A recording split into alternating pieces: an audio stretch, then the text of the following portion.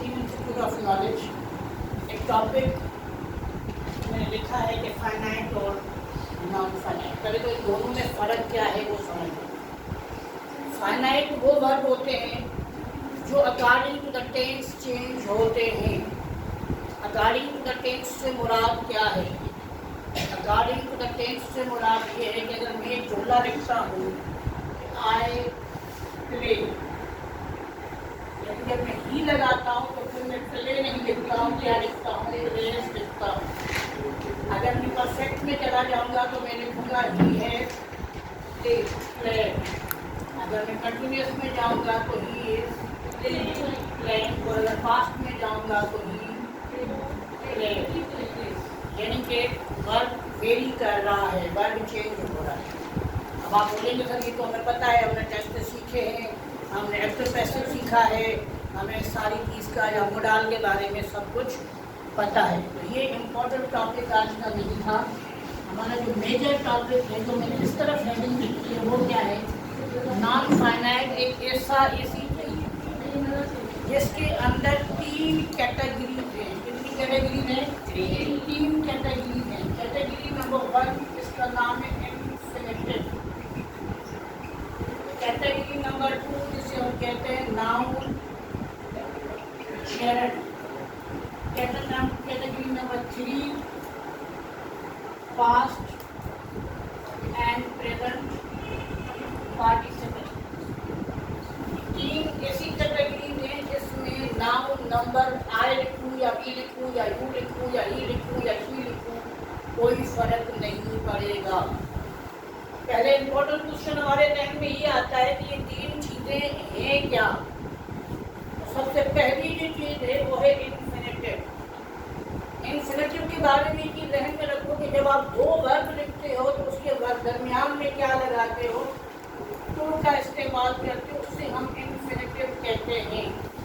तो आपका पहला वर्ब फर्स्ट फॉर्म हो सकता है, सेकंड फॉर्म हो सकता है, थर्ड फॉर्म हो सकता है, फोर्थ फॉर्म हो सकता है या फिफ्थ फॉर्म हो सकता है। लेकिन मैं थोड़ा सा यहाँ गाइड करता चलूँ कि ये जो हम first second third fourth form fifth form कहते हैं, ये हम बेसिक लर्नर के हिसाब से बात करते हैं।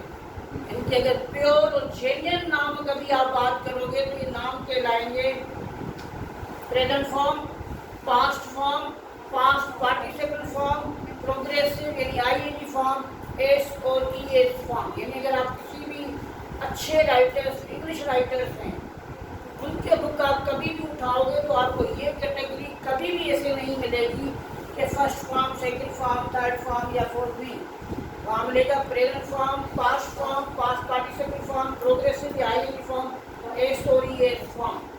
अब यहाँ पर एक चीज़ नोट करो, मैंने यहाँ पास्ट पार्टिसिपल लिखा है, तो इसका मतलब ये वर्ब कुछ ना कुछ तो करेगा। याद रखो कि इन सारी कैटेगरीज को बनाने के लिए हमें किस चीज़ की हेल्प चाहिए? वो किसकी चाहिए? वर्ब। लेकिन कौन से वर्ब की? फर्स्ट फॉर्म, थर्ड फॉर्म और फिफ्थ फॉर्म की नहीं, फोर्थ फॉर्म की, यानी कि आईएनजी फॉर्म। लेकिन फर्स्ट सबसे पहले हम फर्स्ट फॉर्म में चलते हैं जो इन्फिनिटिव में यूज होता है। इसका मतलब ये होता है कि अगर मैंने जुमला लिखा कि आई want to do work, present definite का जुमला है, पहला वर्ब फर्स्ट फॉर्म तो दूसरा वर्ब भी फर्स्ट फॉर्म, दोनों के दरमियान में टू लगाया गया। इस इंग्लिश टर्मिनोलॉजी में इन्फिनिटिव कहा जाता है। क्या कहा जाता है? इन्फिनिटिव कहा जाता है। जब मैंने लिखा ही, तो मैंने लिखा वांट्स। लिखते हुए वांट्स लिखूंगा तो फिर भी मैं क्या लिखूंगा? डू लिखूंगा। यानी first form, first verb first form भी हो सकता है, सेकंड भी हो सकता है, थर्ड भी हो सकता है, फोर्थ भी हो सकता है और फिफ्थ भी हो सकता है। लेकिन उसके टू लगने के बाद जो नेक्स्ट वर्ब की फॉर्म आएगी वो हमेशा लाइफ में क्या होगी? फर्स्ट फॉर्म ही होगी। एक और एग्जाम्पल हम पास्ट में ले लेते हैं कि he wanted to do work. फिर देखो कि मैंने सेकंड फॉर्म लगाया, लेकिन टू लगाने के बाद फिर फर्स्ट फॉर्म आया। तो ये बातें अपने जहन में क्लियर रखते चलो कि 2 वर्ब के दरमियान में टू का होना लागून। लेकिन एक ऐसे भी इंफिनिटिव है जिसे कहा जाता है बेयर इंफिनिटिव। क्या कहा जाता है? Bear infinitive. उसमें टू का इस्तेमाल नहीं होता, टू का इस्तेमाल नहीं होता है। मतलब ही मेक या मेक्स मी राइट। अब ये भी बात है और ये भी बात है, लेकिन दोनों के दरमियान में ट्रू का इस्तेमाल नहीं है। ऐसे कुछ जगहों पर इस्तेमाल किए जाते हैं जिसे हम बेयर इंफिनिटिव कहते हैं। यानी कभी आप ग्रामर का कोई बुक या वीडियो कहीं देखो राजा बेयर इंफिनिटिव, तो बेयर इंफिनिटिव का मतलब होता है कि जिसमें ट्रू का इस्तेमाल नहीं किया जाता। इसकी डिटेलिंग में फिलहाल नहीं जा रहे, क्योंकि पहले बुनियादी चीज़ें कुछ समझ आ जाए। यहाँ तक कोई सवाल है? Sir, I have question, sir. Sir, when do you use this sentence that I have to do work? So, sir, also have can be verb, sir. Definitely, क्योंकि हैव देखिए कैटेगराइज में हैव की second form, third form, fourth form और fifth form तो मौजूद है ना। Have, had, had, heading, ये मौजूद तो है ना। उसी चीज़ में यहाँ ऐड करता चलो कि बहुत सारे ऐसे वर्ड हैं जो नाउन है वाला है, लेकिन एज ए ग्रामेटिकली आप उसको एज अ वर्ब जब आप इस्तेमाल करने जाओगे तो वो वर्ब कहलाएंगे। जैसे मिसाल है, मैं आपने सामने एक एग्जाम्पल का वर्ड लिखता हूँ चेन। चेन बगैर किसी रस्सी या डोरी या इन चीज़ों को कहा जाता है, राइट। लेकिन अगर मैं जुमला ऐसे लिखूँ कि आई चेन्ड अ डॉग, इसका मतलब क्या हुआ? मैंने देखो बांधा, पास्ट में बांधा था। चेन, चेन्ड, चेन्ड, चेनिंग, चेन्स हो गया। तो बहुत सारे ऐसे नाउन हैं जो बिकम वर्ब के तौर पर इस्तेमाल हो सकते हैं। अगर आपके ऐसे नाउन हैं जो ज़्यादातर वर्ब में भी कैटेगराइज कभी हो सकते हैं, तो फिर उसका सेकंड थर्ड फॉर्म हमेशा कॉमन सेंस में रखो, ही लगेगा। क्या लगेगा? ही लगेगा। ऐसे बहुत सारे वर्ड आपको मिल जाएंगे। इन्फिनेटिव में याद रखो कि नॉर्मल प्रोसेस ये आपको याद होगा, 2 दिन पहले लेक्चर दिया था मोडाल के ऊपर। तो मोडाल भी जब आ रहा है तो आप देखो मोडाल भी एक वर्ब तो है ना, तो वो जैसे ही आ जाता है तो आगे वाला वर्ब क्या हो जाता है? First form. I can do, I do work, he does work. लेकिन जब मैं दोनों में कैन लगा दूं तो क्या हो जाएगा? I can do, he can do. ऐसे तो नहीं होता ही कैन डज। मैंने उस दिन भी समझाया था कि जब हम मोडाल लगा देते हैं तो उसका अगला जो वर्ब होगा वो हमेशा क्या हो जाएगा? फर्स्ट फॉर्म हो जाएगा। Infinitive clear? Next point noun gerund. अच्छा, इसको वर्बल नाउन भी कहा जाता है। यानी कहीं पर आपको एक हेडिंग मिल जाए कि हम वर्बल नाउन पढ़ रहे हैं। क्या पढ़ रहे हैं? तो परेशान होने की जरूरत नहीं, नाउन जेरंड को ही कहा जाता है। अब मैंने कहा कि हमें इस चीज़ों को बनाने के लिए फर्स्ट फॉर्म की, थर्ड फॉर्म की और फोर्थ फॉर्म की जरूरत पड़ती है। तो फर्स्ट फॉर्म तो मैंने क्लियर कर दिया है, राइट। अब मैं जा रहा हूँ फोर पे। फोर क्या है? जिसे हम जेरंड कहते हैं। जेरंड नाउन, जेरंड या वर्बल नाउन कहा जाता है। ये जुमले के बिगिनिंग में भी हो सकते हैं और जुमले के एंड में भी हो सकते हैं।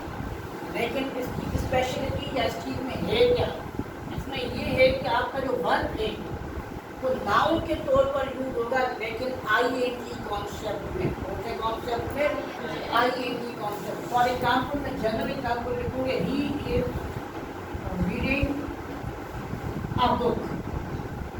लेकिन अगर मैं जुमला लिखूँ reading is good habit, reading is good habit. अब आप यहाँ नोट करो चीज़, यहाँ पर ये मेन वर्ब है जो हम फोर्थ फॉर्म कहते हैं, लेकिन यहाँ पर जब मैंने रीडिंग को इस्तेमाल किया है तो ये ग्रामेटिकली नाउन या वर्बल नाउन कहलाता है। ये बहुत सारे ऐसे वर्ड, जैसे मिसाल के तौर पर, अच्छा इसको 2 तरीकों से लिखा जाता है, मीनिंग आपको सेम ही मिलेगी। मतलब देखो, आई लाइक टू टीच। लेकिन अगर मैं ये लिखूँ कि I like teaching, I like teaching, फर्क दोनों की मीनिंग सेम है, लेकिन एक का फॉर्मेशन अब स्ट्रक्चर इन्फिनेटिव के तौर पर आया है और दूसरे को हमने नाउन जेरंड का नाम दिया है। ये ध्यान में रखो कि मीनिंग एक ही है, मीनिंग में कोई फर्क नहीं है। यानी अगर आप ये लिखने जा रहे हो या ये लिखने जा रहे हो, कोई फर्क नहीं आएगा, मीनिंग सेम ही मिलेगी। लेकिन बहुत सारे ऐसे जुमले लिखे जाते हैं, जैसे आप कहते हो कि स्मोकिंग इज नॉट गुड या smoking is a bad habit. आप ऐसा कभी बोलते हो स्मोक इज बैड हैबिट। आप कभी बोलते हो कि इसकी हैंड राइटिंग खराब है, क्या बोलते हो? हैंड राइटिंग खराब है। आप कभी बोलते हो कि हैंड राइट खराब है? नहीं बोल सकते, क्योंकि वहाँ पर आपको नाउन जेरंड की जरूरत है। अभी तक आपका ये स्ट्रक्चर तो क्लियर था अपने पास कि सर फर्स्ट फॉर्म यहाँ लगेगी, सेकंड फॉर्म यहाँ लगेगी, थर्ड फॉर्म यहाँ लगेगी, फोर्थ फॉर्म यहाँ लगेगी, फिफ्थ एस फॉर्म यहाँ लगेगी, क्वेश्चन में थर्ड फॉर्म लगेगी, फला कंडीशनल में इफ आ जाएगा, सारा क्लियर है। लेकिन काफ़ी सारे ऐसे जुमले इस स्ट्रक्चर के तहत लिखे जाते हैं और अक्सर बेहतर स्टूडेंट्स की को परेशान होता है कि सर मैंने तो बचपन में एक ही चीज़ पढ़ी कि वर्ब की आईएनजी का मतलब है जो मिड ऑफ द सेंटेंस आ जाए कि ही रीडिंग अ बुक। नहीं, ऐसा जरूरी नहीं है। तो यहाँ पर एक थोड़ी सी एडिंग चीज़ उसके साथ करूँगा, वो है प्रेजेंट पार्टिसिपल। अब जो प्रेजेंट पार्टिसिपल या पास्ट पार्टिसिपल है, ये बेसिकली प्रेजेंट पार्टिसिपल में जो है फोर्थ फॉर्म यूज होती है। क्या यूज होती है? और पास्ट पार्टिसिपल में क्या यूज होती है? Third form. लेकिन फोर्थ फॉर्म या थर्ड फॉर्म यूज तो होती है, लेकिन ग्रामेटिकली इनकी मीनिंग वहाँ जो जस्टिफाई की जाती है वो एडजेक्टिव की जाती है, वो एडवर्ब की या नाउन की या वर्ब की या किसी और की जस्टिफाई नहीं होती। तो ये बात ध्यान में रखो। इसी एग्जाम्पल को दोबारा कंटिन्यू कर रहे हैं। ही is reading a book, reading is a bad habit. अब यहाँ पर रीडिंग मेन वर्ब था, फोर्थ फॉर्म प्रोग्रेसिव वर्ब हो गया। यहाँ पर रीडिंग नाउन जेरंड हो गया। क्या हो गया? नाउन जेरंड हो गया। मिसाल के इसको दोबारा लिखना हूँ कि ही इज रीडिंग अ बुक। दूसरा मैंने लिखा रीडिंग इज गुड हैबिट। तीसरा मैं लिखने जा रहा हूँ reading books is good habit.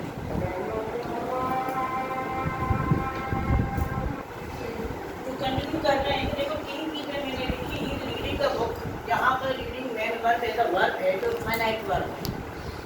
जैसे ही मैं यहाँ पर दूसरी तरफ आया, दूसरे सेंटेंस में मैंने लिखा reading is a good habit. यहाँ पर नाउन जेरंड है क्योंकि उस रीडिंग के बराबर में कोई और नाउन या कोई और चीज़ नहीं है। लेकिन जब मैंने लिखा reading books is a good habit, जुमला तकरीबन सेम ही है, लेकिन यहाँ पर आप इस रीडिंग को नाउन जेरंड करार नहीं दोगे, क्योंकि बुक्स जो है वो नाउन है। क्या है?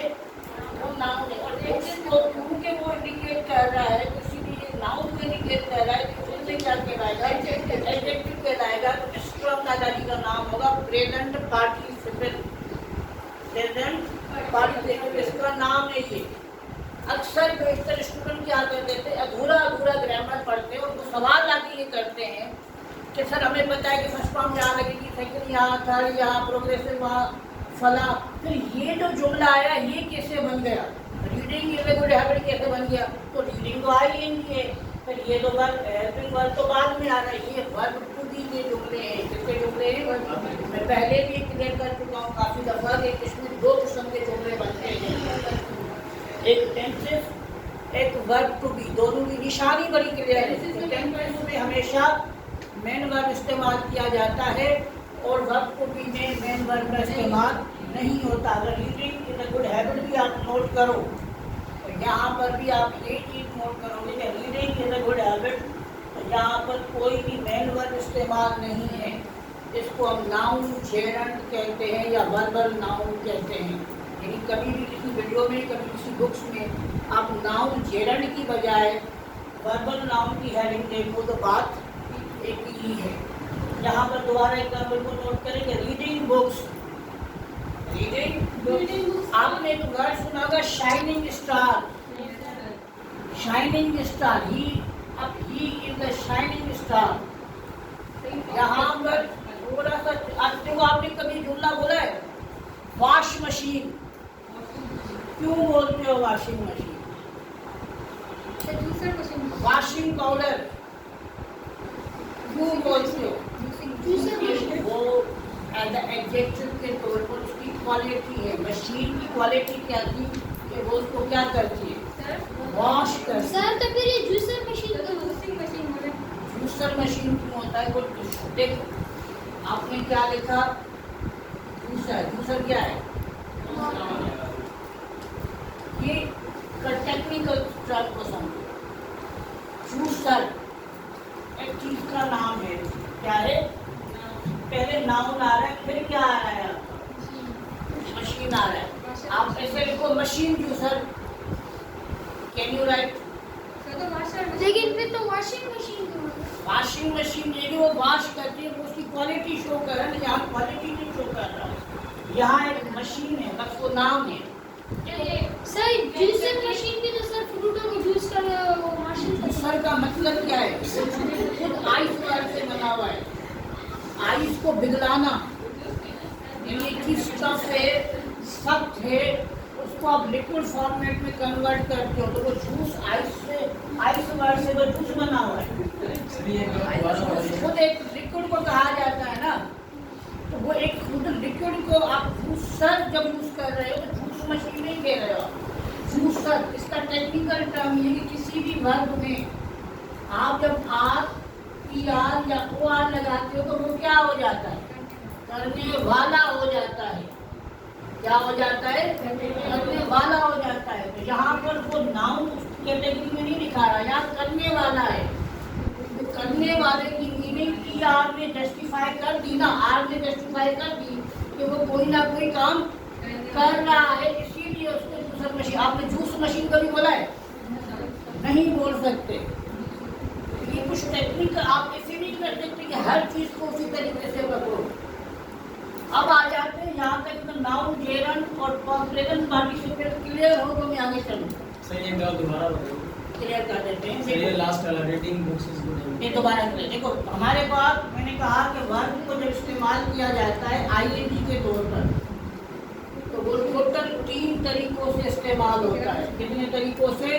3 तरीकों से। पहला तरीका एक मेन वर्ब, जिसे हम शुरू से लेकर पढ़ते हुए आए हैं, he reading, he writing, I am playing cricket, ये शुरू से हम पढ़ते हुए आ रहे हैं। एक तो ये कॉमन सेंस हो गया। अब इसका दूसरा यूज हो जाता है जो वर्ब के अलावा हटके यूज होता है।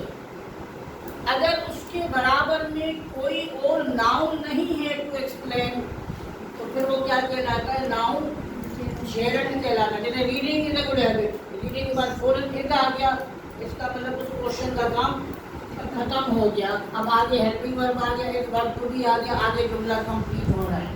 तो हम इसे कहते हैं नाउन जेरंड। लेकिन इसी रीडिंग के बराबर में कोई नाउन की टर्मिनोलॉजी का साथ आ जाए और वो उसको एक्सप्लेन कर रहा हो, जैसे मैंने कहा रीडिंग बुक्स, क्या लिखा है? Reading books. क्या पढ़ रहे हैं?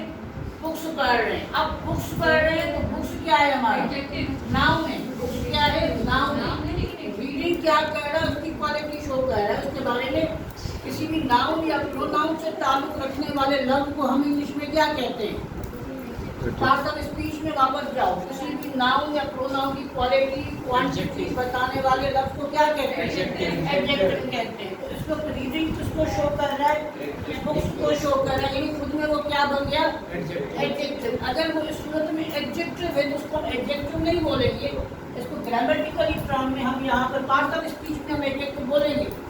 लेकिन टेंसेस के स्ट्रक्चर में हम इसको मेन वर्ब नहीं बोलेंगे, हम इसको बोलेंगे प्रेजेंट पार्टिसिपल। क्या बोलेंगे? प्रेजेंट पार्टिसिपल बोलेंगे। क्लियर हुआ? क्या सवाल है? तो reading is a good habit या रीडिंग एडवर्ब नहीं होगा? Reading is a good habit adverb कैसे होगा? तो गुड हैबिट एडजेक्टिव है। देखो समझो, बीच में इज आ गया है। क्या आ गया है? आपने जुमला लिखा रीडिंग, रीडिंग आ गया, इज आ गया, ये एक किस्म का हेल्पिंग वर्ब या वर्ब भी हो गया। ठीक है। अब गुड हैबिट, हैबिट आपका क्या है? नाउन। गुड किसको शो कर रहा है? ये खुद भी क्या है? एडजेक्टिव। अब यहाँ पर ये क्या कहलाएगा? नाउन जेरंड कहलाएगा। तो यहाँ पर ये किसको शो कर रहा है? चले मैं आपकी बात मान लूँ, कोई मेन वर्ब हो जिस एक्शन को शो कर रहा हो, कोई मेन वर्ब हो जिस एक्शन को शो कर रहा हो, तो फिर तो मुझे बात समझ आ रही है कि हाँ ये एडजेक्टिव हो सकता है। इसको यूँ भी एग्जाम्पल ले लो, एक और एग्जाम्पल दे देता हूँ एडवर्ब का या एडजेक्टिव का। देखो, he gave me letter to write, give me letter, या he gave letter to write, he gave letter to write। ये क्या है? प्रोनाउन, ठीक है। और give verb, ही को हटा देते साथ में, लेटर नाउन, और to write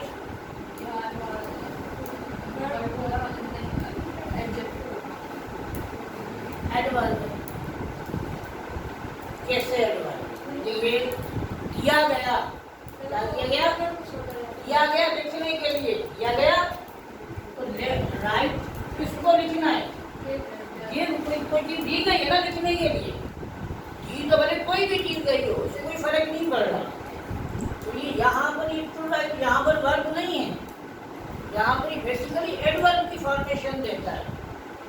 किसी वर्ब से अपना लिंक शो करेगा तो वो एडवर्ब कहलाएगा। इसलिए यहाँ रीडिंग किसी वर्ब से अपना लिंक शो कर रहा है, नहीं कर रहा किसी बात के साथ अपना, सिर्फ रीडिंग खाली लिखा हुआ रीडिंग के लिए बोले आते। इसीलिए इसको हम क्या कहेंगे? नाउन जेरंड कहेंगे। क्या कहेंगे? प्रेजेंट पार्टिसिपल की एक सेंटेंस क्या कहेंगे? कोई इशू नहीं।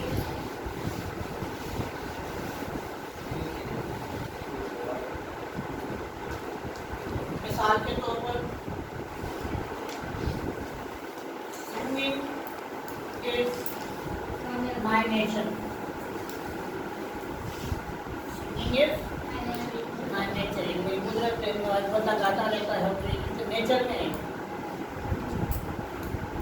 अच्छा, ये जो नॉन फिनाइट की चीज में समझा रहा है, इसमें देखो इसको फर्क नहीं पड़ता, पास्ट में चला जाऊं, प्रेजेंट में चला जाऊं, बाद लगा दूं, इस लगा दूं, कोई भी फर्क स्विमिंग के ऊपर नहीं पड़ा। दूसरा जुमला लिख देते हैं, इजी कर देता हूँ, स्मोकिंग इज बैड हैबिट। अब देखो यहाँ पर मैं स्मोकिंग वाज बैड हैबिट कर दूँ या स्मोकिंग लिविल भी बैड हैबिट कर दूँ, कुछ भी कर दूँ, क्या मेरा ये चेंज हो रहा है? नहीं चेंज हो रहा। नाइट में क्या हो रहा था? चेंज हो रहा था। लेकिन यहाँ पर फिर नोट करो, स्मोकिंग इज बैड हैबिट। तो यहाँ पर ये वैसे अगर मैं कहूँ ही स्मोकिंग, या तो मदीनी भी करता हूँ मैं, आपने जुमला देता हूँ, आई गो टू स्कूल। स्कूल क्या है? नाउन। और मैंने लिखा he is schooling a dog. अब यहाँ पर स्कूलिंग क्या है? वर्ब है। फिर मैंने लिखा of this school is good। अब मैंने कह सकती यहाँ क्या हो गया? Noun gerund. सर ये जो आपने एग्जांपल दिए, सिंगिंग इज माय नेचर, ये प्रेजेंट पार्टिसिपल, ये नाउन जेरंड है। नाउन जेरंड और प्रेजेंट पार्टिसिपल का फर्क ये है, अगर खाली आएंगे मैंने लिखा स्मोकिंग, हाँ जैसे ही मैं लिखूँ स्मोकिंग सिगरेट, क्या लिख लूँ? अब तवज्जो रखना, मैंने कहा स्मोकिंग इज बैड हैबिट, ठीक है। तो स्मोकिंग क्या हो गया? नाउन जेरंड हो गया।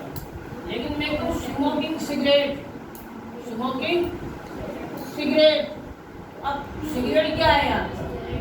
नाउन है। स्मोकिंग क्या शो कर रहा है? उसकी क्वालिटी, तो वो क्या हो गया? एडजेक्टिव, तो वो क्या कहलाएगा? प्रेजेंट पार्टिसिपल कहलाएगा। यानी बेटा तवज्जो रखो कि किसी भी आईएनजी फॉर्म में यूज कर रहे हो, अगर वो खाली आईएनजी है, आगे हेल्पिंग वर्ब आ जाता है तो वो नाउन जेरंड है। लेकिन उसके बराबर में कोई मजीद नाउन आ जाता है जो उसको डिस्क्राइब करता है, क्या करता है? जब मैंने कहा स्मोकिंग इज बैड हैबिट, क्या स्मोकिंग बैड हैबिट, कोई क्लियर कॉन्सेप्ट नहीं है जब तक हमें पता ना हो कि सिगरेट की बात हो रही है या किसी चीज की बात हो रही है। लेकिन जैसे ही मैंने लिखा स्मोकिंग सिगरेट का बैड हैबिट, इसका मतलब अब मैं किसके बारे में इंडिकेशन कर रहा हूँ? सिगरेट के बारे में इंडिकेशन कर रहा हूँ। जब सिगरेट के बारे में इंडिकेशन कर रहा हूँ तो यानी क्वालिटी या जो लिंक बता रहा हूँ किसके साथ बता रहा हूँ? नाउन के साथ। इसको सादा लफ्जों में यूं समझो या इजी कर दो, अगर खाली वर्ब के अलावा कहीं पर भी आईएनजी आ जाए तो वो क्या कहलाएगा? नाउन जेरल। लेकिन उसी आईएनजी के बराबर में प्लस में कोई नाउन आ जाए, क्या आ जाए? तो वो क्या कहलाएगा? प्रेजेंट पार्टिसिपल कहलाएगा। क्लियर हो गया? अब आपका एक चीज और रहेगी जिसका नाम है पास्ट पार्टिसिपल। सर मेरे सवाल एक चीज समझ में नहीं आई कि स्मोकिंग के साथ और जो लिखते थे रीडिंग के साथ, इनके साथ आईएनजी क्यों लग रही है? इधर आईएनजी नहीं लगाई जाए तो फिर क्या होगा? पढ़ो, read is a good habit, पढ़ा जाएगा। लेकिन सर हमें आदत हो गई ना पढ़कर, अगर हम मैं आपको कॉन्सेप्ट क्लियर कर रहा हूँ, आगे नहीं कर। Read is a good habit. हाँ सर। देखो एक चीज मैंने कहा ना कि एक आप वर्ब के तौर पे यूज कर रहे हो which is called action in that time, जब ना या नहीं कहते। एक चीज यूटिलाइजेशन जनरलाइज बात हो रही है। पढ़ना अच्छी आदत है, पढ़ना अच्छी आदत है। आप बोल सकते हो read is good habit. Sir sentence गलत तो नहीं है? अगर नहीं गलत है ना, गलत कैसे गलत है? रीड क्या है बेसिकली? मेन वर्ब है। मेन वर्ब है। Am I right? अब आपने इन लगा लिया, भाई ये क्या हो गया? Main verb. मेन वर्ब के बराबर में हेल्पिंग वर्ब आता है कभी? सर आईएनजी भी मेन वर्ब है ना? वही तो मैं समझा रहा हूँ, उसका नाम उस वक्त आईएनजी मेन वर्ब नहीं ना, उस वक्त नाम उसका क्या है? नाउन जेरंड है।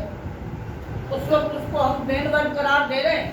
ये कह सकते हैं सर आपके हिसाब से जो आप समझा रहे हैं, मे बी जिसके साथ आईएनजी लगा हो, सब्जेक्ट से के स्टार्टिंग में यूज हुआ हो, उसको नाउन जेंडर कहा जाता है। मैं वही तो चीज समझा रहा था कि वो सब्जेक्ट की जगह पर भी हो सकती है। और वो I like smoking, I like smoking. अब स्मोकिंग एंड में चला गया ना, स्मोकिंग इज बैड हैबिट शुरू में आ गया। आई लाइक स्मोकिंग, स्मोकिंग कहाँ चला गया? अब ये भी जगह पर चला गया। सर ये तो एक सेंटेंस है, ये तो एक सेंटेंस में आई लाइक स्मोकिंग, तो ये तो एक टेंस हो गया सीधा सीधा। टेंस तो है, टेंस से तो हम डिनाई नहीं कर रहे ना, टेंस से तो हम डिनाई कर नहीं रहे। मतलब आपने कहा आई लाइक रीडिंग, इसी जुमले को लिख देते हैं, कॉमन कर देते हैं, ठीक है। आई आपका क्या हो गया? सब्जेक्ट। रीड आपका क्या हो गया? ये मेन वर्ब थोड़ी कहलाएगा, ऑब्जेक्ट कहलाएगा, क्योंकि जुमला बनाया जाता है। अगर ये भी मेन वर्ब हो तो लम्हे के लिए मैं आपकी बात को एक्सेप्टेंस के नजरिए से रख देता हूँ कि ये मेन वर्ब है, तो सवाल ये कि फिर दोनों मेन वर्ब के दरमियान में क्या लगना चाहिए था? टू लगना चाहिए था। टू कहाँ है? Number 1 point. नंबर 2 पॉइंट कि मैंने खुद कहा या आपने खुद भी सीखा है कि जब वर्ब की फर्स्ट फॉर्म कोई भी हो सकती है तो टू लगने के बाद अगली फॉर्म क्या हो सकती है? फर्स्ट फॉर्म हो सकती है। क्या फर्स्ट फॉर्म आ रही है?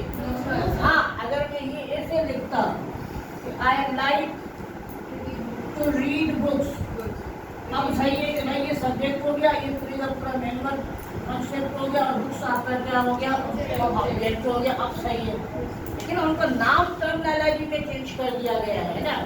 उनको नाम वो थोड़ी दिया गया कि अगर मैं आईएनजी के तौर पर यूज कर रहा हूँ तो उसको मैं वर्ब तो कह ही नहीं रहा ना, कहीं पर मैंने उसको वर्ब कहा है नहीं, मैंने उसको नाउन जेरंड कहा है या आपको प्रेजेंट पार्टिसिपल कहा है। ये भी तो हमें ख्याल करना है ना।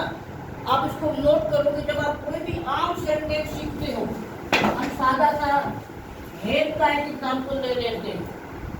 I have done work, I have done work. आपने हैव को कहा कि ये हैव क्या है? राइट बात, उसके बराबर में आप मेन वर्ब कौन सा लगा रहे हैं? क्यों नहीं लगा रहे? यदि क्यों नहीं लगा रहे, क्यों नहीं लगा रहे? क्योंकि हमने बचपन में सीखा कि जब है विद हेल्पिंग वर्ब आ गया तो मेन वर्ब हमेशा क्या है, थर्ड फॉर्म आएगा। एक और एग्जांपल देखो, मैंने लिखा आई हैव अ मार्कर, मेरे पास मार्कर है। अभी जुमला किसका है, वर्ब टू बी का, पोजीशन का, मालकियत का, कि है के बराबर में कोई भी मेन वर्ब इस्तेमाल नहीं। अब मैं तीसरे जुमले में जा रहा हूँ, I have to do work. अब देखो जैसे ही हैव आया तो इधर मैंने डू लिखा तो उसके दरमियान में मैंने क्या लगाया, लगाया है ना। ये स्ट्रक्चर मेरी मर्जी से नहीं चलता कि मैंने एक स्ट्रक्चर लिख दिया तो पूरी अंग्रेजी में वही स्ट्रक्चर कैरी करेगा, नहीं करेगा। डिपेंडेंसी करती है हमारे ऊपर कि जब हम इनको चेंज करते हैं तो फिर इनका नाम भी चेंज हो जाता है। जैसे मैंने कहा ना, मैं उसको नाउन जेरंड कह रहा हूँ, मैं उसको वर्ब नहीं कह रहा। वर्ब किसी वर्ब की सूरत तब बनेगी या इसको कॉमन यूज कर दूँ कि आपके पास ये पोजीशन होती है जो शुरू से हम सीख रहे हैं, राइट। अगर आपका वर्ब इस जगह पर एज आईएनजी यूज हो रहा है तो फिर तो वर्ब है, लेकिन वही आईएनजी इस जगह पर यूज हो रहा है या इस जगह पर यूज हो रहा है तो फिर क्या कहलाएगा, नाउन जेरंड कहलाएगा। क्लियर हो गया? Yes sir. अब आपका आखिरी पार्ट क्या रह गया, 5। ये सबसे ज्यादा यूज होने वाली टर्म है जो हमें पता ही नहीं है। वर्ब की थर्ड फॉर्म यूज होती है, लेकिन जुमले कौन से होते हैं, जुमले होते हैं वर्ब टू बी के।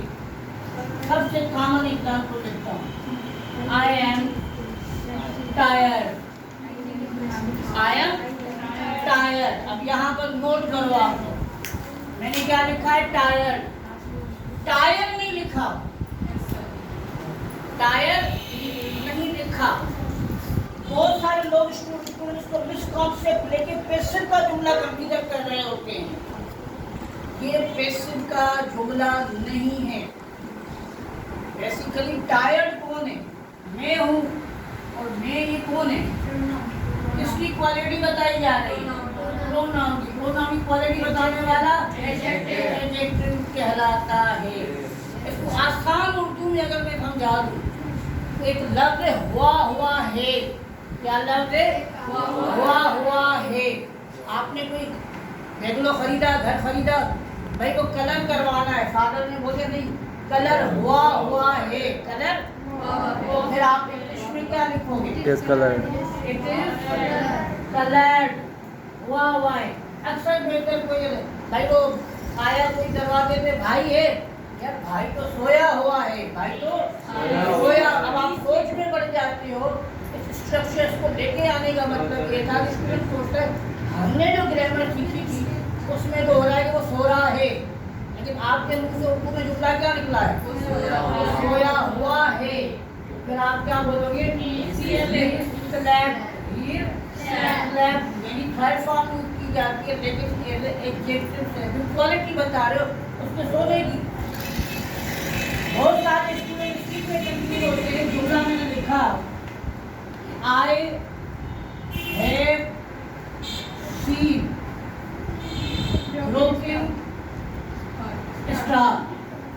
अब स्टूडेंट की कंफ्यूजन यहाँ पर आती है, सर 2 दफा थर्ड फॉर्म आया है, 2 दफा वाकई आया है, अग्रीड है, लेकिन फिर वही बात जो बेसिक से मैं रिपीट करता हुआ रहा हूँ, आपको नजरियात में क्या रखना है, सब्जेक्ट, वर्ब, ऑब्जेक्ट। अब उसको रखने के लिए आपने क्या किया, आपने जुमला लिखा है, आए सब्जेक्ट हो गया, हैव आपका हेल्पिंग वर्ब हो गया, ही आपका मेन वर्ब। सर तो ब्रोकन भी तो नहीं, ये किसकी क्वालिटी बता रहा है, स्टार्ट की तो सेंस ऑफ एडजेक्ट, यहाँ सेंस क्या है, ऑब्जेक्ट का है।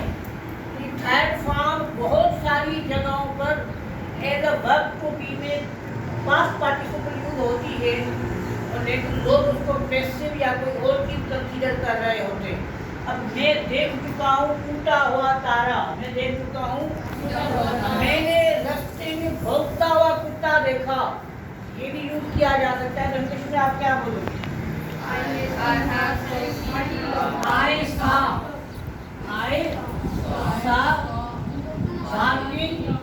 डॉग। अब यहाँ नोट करो, डॉग क्या है, नाउन, इसकी क्वालिटी बता रहा है। यहाँ क्या कहलाएगा ये? Present participle. ये बहुत सारे जुमले जो हुआ वाला मैंने कॉन्सेप्ट दिया है आपको, ये बहुत सारी जगहों पर इस्तेमाल किया। मेरा बेटा होमवर्क किया है, होमवर्क हुआ है बोलते हो ना भाई। पैकेज करवाया मोबाइल में, पैकेज हुआ है।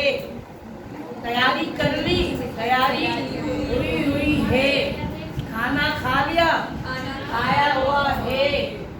इंग्लिश में ये सारी टर्मिनोलॉजी ये होगी कि इध लगाने के बाद हाँ पास्ट में भी जाएगा। कलर हुआ था, it was coloured, it was. अब हमारे यहाँ जो स्टूडेंट देखता है ना इट वाज कलर्ड या इट इज कलर्ड, उसके जहन में प्रेशर होना शुरू हो जाता है कि सर इध लगा हुआ है और मेन वर्ब का नहीं है, ये पैसिव नहीं है। यही तो बारीकियां हैं। और नेक्स्ट लेवल में जाके की जाके पॉजिटिव, तो वहाँ पर और मजीद ये बारीकी में इजाफा कर देता है कि उसने मुझसे खत लिखवाया था। भाई मैं थोड़ी मैसेज कर रहा था, उसने मुझसे मैसेज करवाया था। He made me send a message. Yes sir. उसने मैसेज भिजवाया था, मैं थोड़ी भेज रहा था। तो वहाँ पर हमें वो भी पैसिव फील हो रहा होता है, लेकिन वो पैसिव नहीं है, ये भी पैसिव नहीं। अगर आप कहो कि कोई जुमला, चले आप लोग कोई जुमला बना सकते हो, इस पे हुआ है। भाई ये टॉपिक समझ में आया है सर? समझा हुआ है, समझा हुआ तो English it is clear, it is understood. आपने सुना होगा ये word understood, it is understood. समझा हुआ है ना? अक्सर बेहतर आप कभी फिल्मों में देखें, कभी ड्रामा में, पाकिस्तानी में देखें तो वो जुमला आगे से बोले it is understood, yes it is understood. हाँ ये समझा हुआ है। अब वो हमें ये लग रहा होता है कि बोल तो प्रेजेंट में रहा है और वर्ड अंडरस्टूड, अंडरस्टैंड का सेकंड थर्ड फॉर्म क्यों इस्तेमाल कर रहा है? थर्ड फॉर्म इसलिए इस्तेमाल कर रहा है कि वो स्ट्रक्चर टेंस का नहीं बोल रहा, प्रेजेंट नहीं बोल रहा है, समझा हुआ है, इट इज अंडरस्टूड। लेकिन वो मेन वर्ब की थर्ड फॉर्म होती है जो एज अ पास्ट पार्टिसिपल के तौर पर इस्तेमाल की जाती है। Any question? सर ये कौन सा सेंटेंस है? आयशा भाई जुमला तो पास्ट का है ना, पास्ट इंडेफिनाइट। देखो ये जुमला पास्ट इंडेफिनाइट का है। आए आपका क्या है? सब्जेक्ट। हाँ आप कहाँ इस्तेमाल करते हो? पास्ट इंडेफिनाइट का सेकंड फॉर्म जब आता है तो जुमला के जुमला तो पास्ट का है। अब ये जो आगे वर्किंग का बेसिकली सब्जेक्ट वर्ब से ऑब्जेक्ट पे ये क्या है हमारा? ऑब्जेक्ट है। अब हम उसकी इंटरनल पोजीशंस को पढ़ रहे हैं कि एडजेक्टिव कहलाएगा या पार्टिसिपल कहलाएगा या फला चीज कहलाएगा, लेकिन बेसिक फार्मूला देते हैं सब्जेक्ट वर्ब और अगर मैं कहता हूँ कि I am tired, I subject हो गया, एम आपका हेल्पिंग वर्ब हो गया और टायर्ड आपका ऑब्जेक्ट हो गया। बुनियादी फार्मूला तो यही है ना। सर देखिए आपने कहा कि सर जो हुए उसमें हेल्पिंग वर्ब के बाद एम का सेंस होता है, तरह से जो लेकर है इसमें जो हुआ के बाद हुआ वो देखिए कहीं पर थर्ड फॉर्म यूज होती है और कहीं पर प्रेजेंट पार्टिसिपल। अब आप बात होकर ऐसा नहीं बोले आई सा बहुत डॉग, ऐसा नहीं जबान पे चढ़ रहा है आप एक्सेप्ट ही नहीं करेगा। जैसे मैंने पीछे एग्जाम्पल दिया ना, smoking is a bad habit, कभी आप बोला है smoke is bad habit. Try to understand that कि ये कुछ जुमले जबान पे नहीं चढ़े होते। आज सिर्फ मेरा क्लियर करने का मतलब इतना था कि आई होप कि काफी कॉन्सेप्ट। क्या सवाल है? Sir, I have a teaching skills. They are teaching nouns here and you will past present. हाँ ये अच्छा सवाल है, अच्छा जवाब। Good sentence. आए है टीचिंग। आए क्या है? प्रोनाउन या इन सेंस ऑफ ये पोजीशन है मेरे पास है होना, मेरा sense of main verb use किया जाता था। इसके आपका क्या है? नाउन है ना।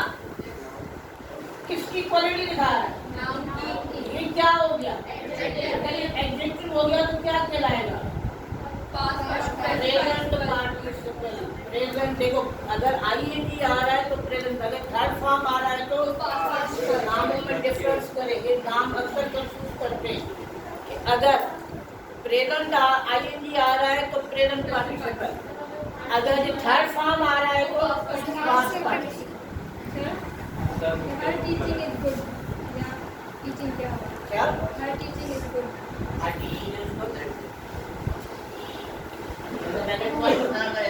टीचिंग सवाल सही है ना? हर टीचिंग हमने लिखा टीचिंग इज गुड, ठीक है। क्या खाली टीचिंग है? उसके बराबर में कोई noun, pronoun, verb, adjective, adverb कोई भी मौजूद नहीं है। राइट? सिंपली आप टीचिंग को क्या कहोगे?